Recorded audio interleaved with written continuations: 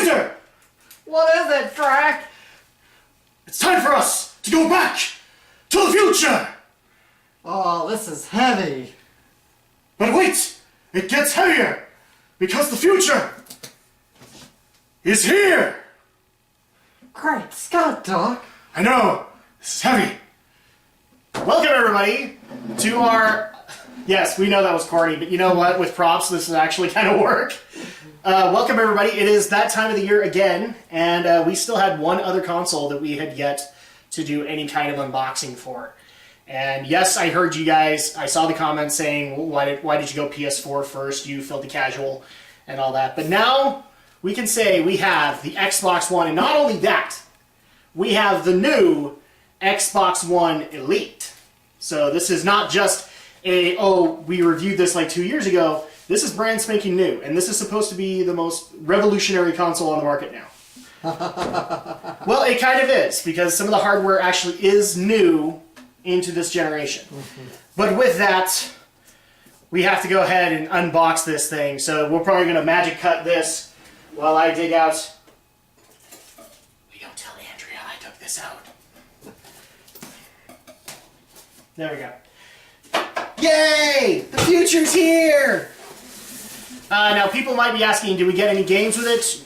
No, and that's just because a lot of the games that we want right now aren't out, and there are a lot of online games that we would like to play.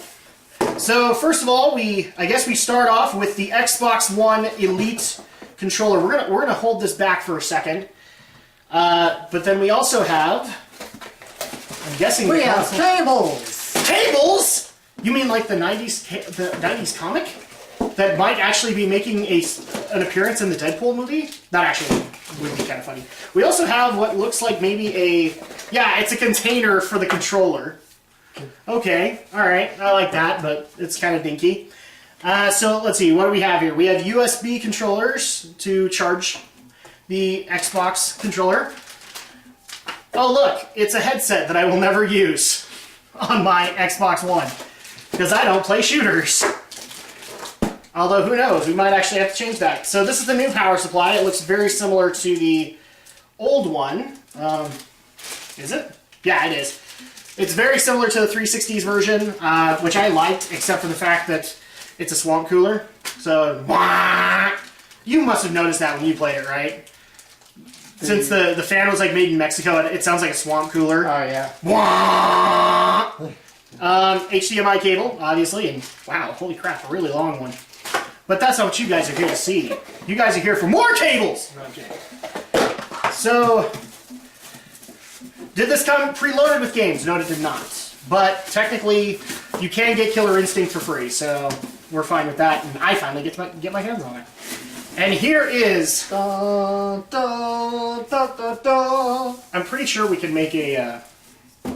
oh, what's the word I'm looking for? The... oh crap! What's its name? Also, I think it's like also sparse, so I can't. No, 2001. 2001: A Space Odyssey. Well, it's not from 2001. It's no, but that's what I'm thinking. Like we could make that joke. yeah. So let's go ahead. I get it, Monolith. Yeah. The monolith, which is going to be similar to what this actually is going to look like. All right. Oh my gosh. So this is the Xbox One.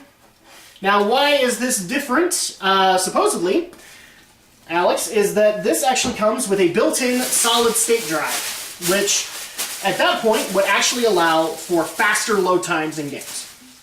Because not everything would be stored on the hard drive. Like your operating system and things like that wouldn't be stored there, but you could technically load up the games faster because the only thing on the hard drive is the games. You have the power supply right here. You have HDMI, SPDIF, which really I don't know anybody who uses anymore. HDMI. We have two USBs. We have the Kinect adapter. We also have. I'm guessing this is to connect to multiple Xboxes for LAN experience. I might be wrong. Oh, and we actually have a USB on the side too. So right here. Very nice. Very interesting. Is there another one on the side? I will tell you one thing that I already have a little bit of a problem with. If you can zoom in on this, Alex. This flimsy kind of deal. I get it. It's supposed to vent heat, and it's on the back right here. But Screw Attack also made this complaint. This is very, very flimsy plastic. Because if I press it down, I can bend it. And that's kind of an issue to me. Kind of barely. Yeah. Yeah, and that's kind of flimsy to me. I don't like that. I was kind of hoping that they would fix that from the original Xbox One. But now, before we get to the controller, so I actually didn't realize I was going to get this, but this is actually part of the Elite Bundle. You can get an original Xbox One controller. Now, this is the biggest complaint that people have had with the console. So, this is the biggest complaint that people have had with the console, is that the controller is kind of flimsy. And I've played it on a Best Buy. I don't know about you, but I played it at a Best Buy, and I can tell you it has those issues.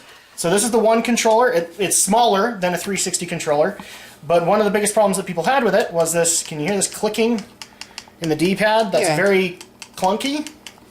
And obviously, one of the biggest differences of the Elite is that they tried to fix that. I will admit that as far as analog sticks go, these feel really, really good. Yeah, overall, this feels good. It feels smaller, but I have heard battery usage is also a big problem with this model, too. Oh, look at this. What the heck is this? Okay. This thing apparently comes with metal hooks. Interesting. I will look into that in a second. So I can already tell you there is a huge improvement when it comes to the feel. Elite, which got advertised at E3. I kind of like the look a little bit more, personally. The buttons feel a lot more fluid. The D-pad is obviously a huge improvement, and you can also modify it, like you could the later 360 controllers.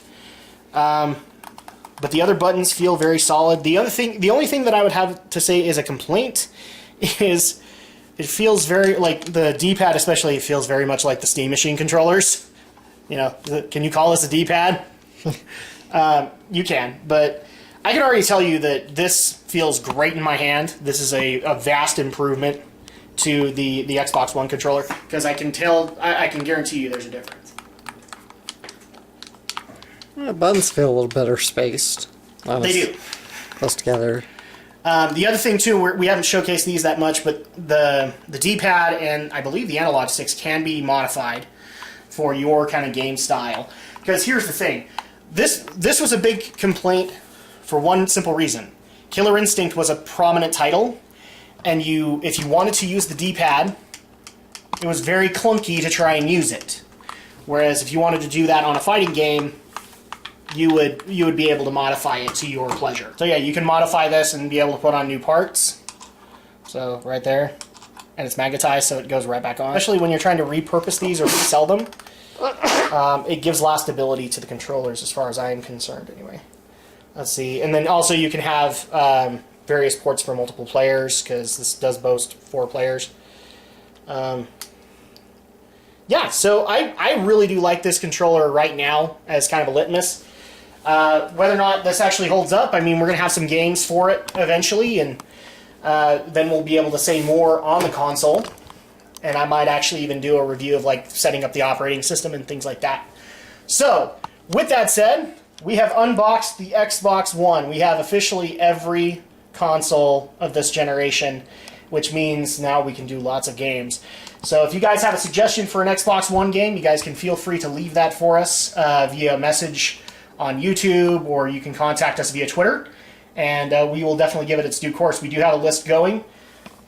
But yeah, the future is here. And it's not flying cars.